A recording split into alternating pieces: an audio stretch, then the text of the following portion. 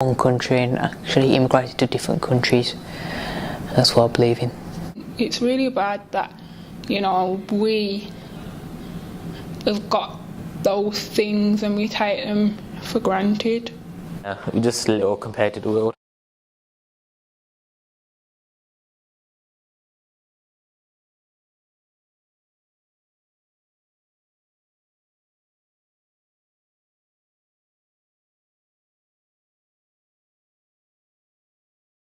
I love the gallery. It's one of my favourite places to come because there's always new exhibits and I always like seeing the new artwork.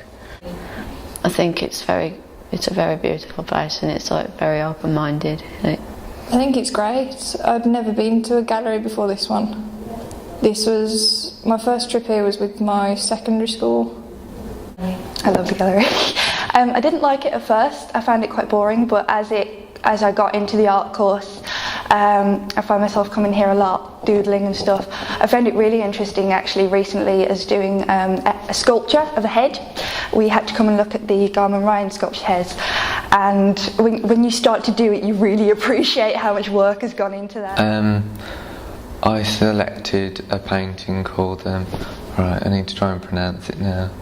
It's something like Rodi Depri Pricum or something. Rock drill, yeah.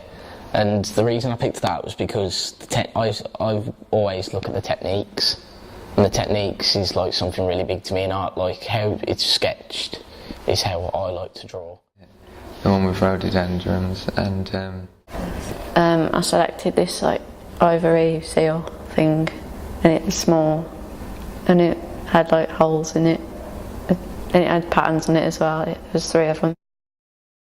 Cutouts from magazines and flowers and a lot of delicate things like that put together on a big canvas, and from far away it looks like a painting of sorts, but when you get closer you can see it's quite rough, but it's still quite beautiful. I think it's probably from far away, very far away place, from maybe a cold climate because of the seals.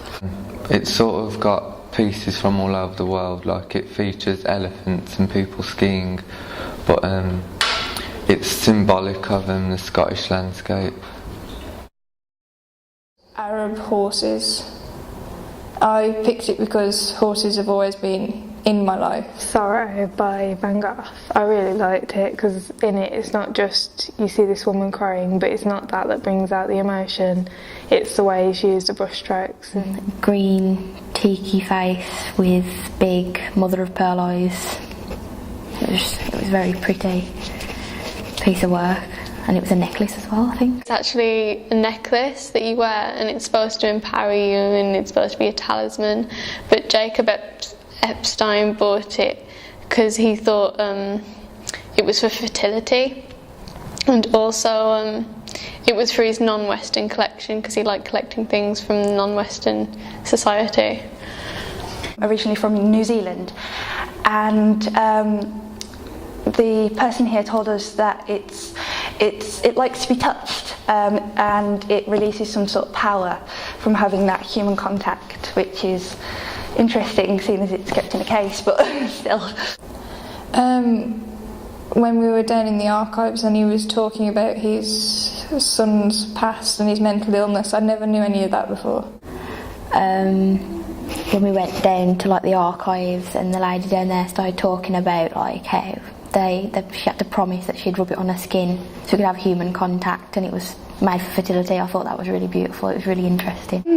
I think with art it should be involving the person, so I think if they had it out, I know with people touching it would wear away, but if that's what the original people wanted it to be. That was interesting, yeah. The books were disturbing yet they were quite beautiful, like the colours he used, and they were very violent, but there's something that kind of draws you in with them. Those were very good to look at. And it's made me a bit more interested in what's behind the art rather than just by looking at it, what do I think of it.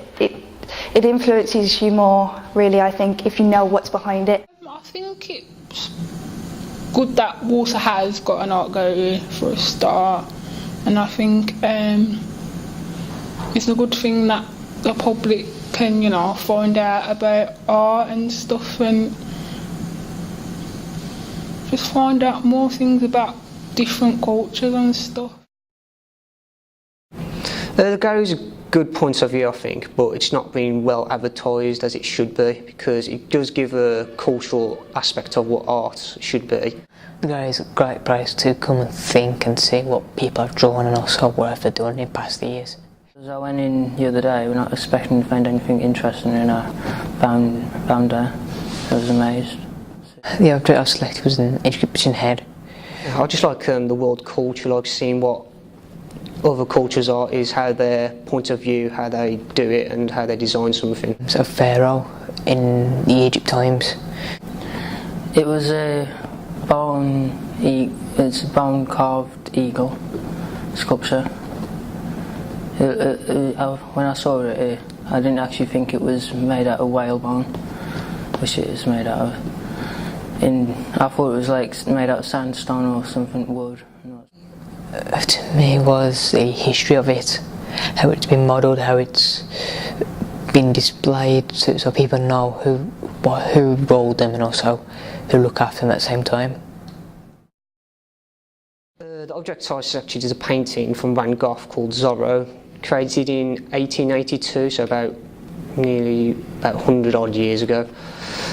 What's good about the painting, I thought, was that it was quite modern, like out of its time, because Van Gogh, I know, most of his paintings weren't really well respected when he was around, but since Van Gogh's death, his paintings became well known. It's been used commonly in the form of art now. I think the bit with the whale bone was interesting, because I didn't know people made sculptures out of whale bones.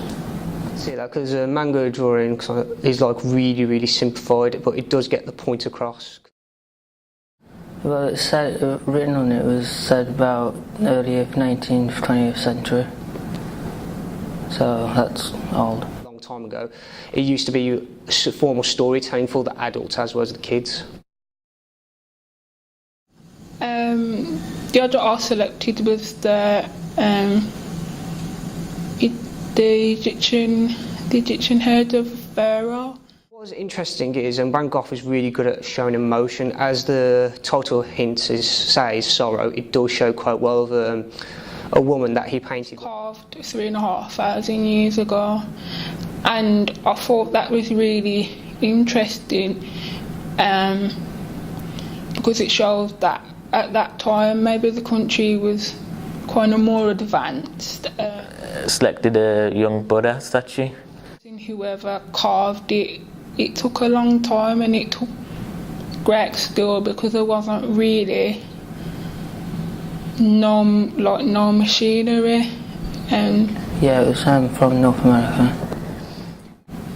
Maybe change your pre-perceptions of the country. I'm not a very religious guy. It's just the essence, what they stand for really, of peace and all that jazz. Learning about them and going through documentaries and stuff, it builds interest up in the art and stuff. It's like that eagle sculpture I looked at. If I went in there myself, I would have just looked at it 1 second and then just probably went off and looked at something else. But when I investigated it, I found it more interesting than what I thought. It's not, I wouldn't say it's moving, but it makes you think, like, what would he do? Talking about questions, putting your input across and learning what people think, or how they think and what they want to do. Because there's statues with the eyes kind of almond, and other people have done that. So if anything, he or young brothers influenced them, other people. I find it really interesting because I'm not really into art, so I really find it interesting and looking at different pieces and stuff. So it's been an experience for me today, actually.